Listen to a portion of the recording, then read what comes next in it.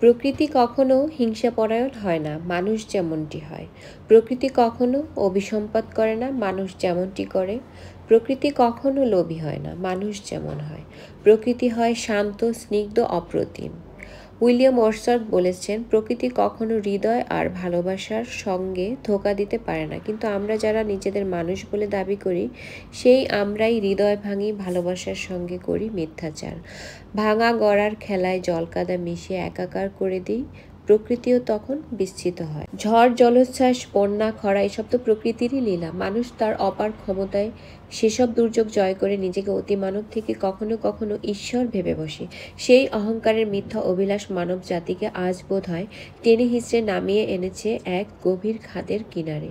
ইংরেজিতে একটি কথা আছে, নেচার অফ রিভেঞ্জ। কিন্তু শুরুতেই বলেছি, প্রকৃতি কখনো হিংসাপরায়ণ বা প্রতিহিংসাপরায়ণ হয় না, বা নেতিবাচক হয় না। তাহলে নেচার অফ রিভেঞ্জ কেন বলি?